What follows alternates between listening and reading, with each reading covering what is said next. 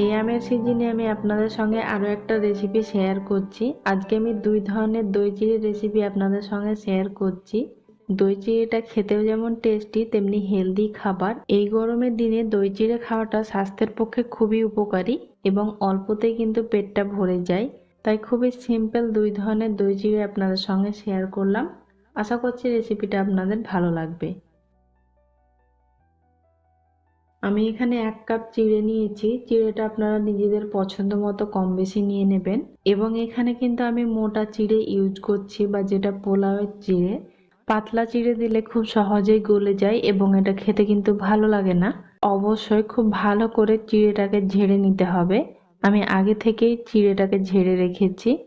এবার এটা জল দিয়ে খুব ভালো করে ধুয়ে নেব এবং হাতে ঠিক এইভাবে হালকা করে ডলে ডলে ধুয়ে নিতে হবে। জলটা কিন্তু বেশ ঘোলা ঘোলা হয়ে এসছে, তো এটা আমি 3 থেকে 4 বার ধুয়ে নিচ্ছি। চিড়েটা দেখতে পাচ্ছেন বেশ কিন্তু এখনো শক্ত হয়ে আছে, এখনো কিন্তু সম্পূর্ণভাবে চিড়েটা ভিজে ওঠেনি। এবার এক্সট্রা জলটা ঝরিয়ে নিচ্ছি। এটা ঠিক এইভাবেই 5 মিনিট থাক, এক্সট্রা জলটাও ঝরে যাবে এবং সেই সঙ্গে চিড়েটাও কিন্তু ঠিকঠাকভাবে ফুলে উঠবে। এবার আমি অর্ধেকটা চিড়ে নিয়ে নিলাম একটা বাউলের মধ্যে। তার মধ্যে আমি কিছুটা দই দিয়ে নিচ্ছি। নিজের পছন্দ মতো কম বেশি দই ইউজ করবেন। দিচ্ছি সামান্য পরিমাণে একটু লবণ। এখানে আমি মিষ্টি দই ইউজ করছি, আপনারা চাইলে টক দইও ইউজ করতে পারেন।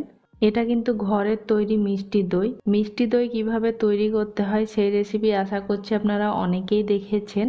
যদি রেসিপিটা দেখে না থাকেন, ডেসক্রিপশন বক্সে লিংকটা দেওয়া আছে, দেখে নিতে পারেন। এর মধ্যে আর আমি কোনো কিছু অ্যাড করছি না। চাইলে আপনারা নিজেদের পছন্দ মতো ড্রাই ফ্রুটসও ইউজ করতে পারেন। তৈরি হয়ে গেল আমার পছন্দের প্লেন দই চিড়ে।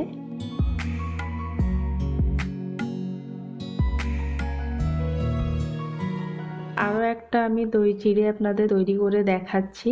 বাকি চিড়েটা আমি বাউলের মধ্যে নিয়ে নিলাম, সেই সঙ্গে পছন্দ মতো দই নিয়ে নিচ্ছি। আপনারা নিজেদের পছন্দ মতো কম বেশি দই ইউজ করবেন। দিচ্ছি সামান্য পরিমাণে একটু লবণ। মিষ্টিটা অবশ্যই নিজেদের স্বাদ মতো অ্যাড করবেন। আপনারা চাইলে এখানে অল্প পরিমাণে চিনিও ইউজ করতে পারেন। এর মধ্যে আমি অ্যাড করছি আমের টুকরো।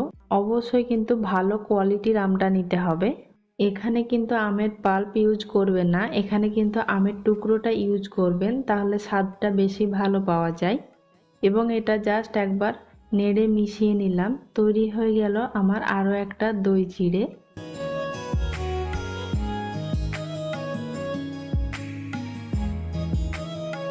দেখতে একটু সুন্দর লাগার জন্য একটু হালকা জাস্ট ডেকোরেটিং করে নিচ্ছি।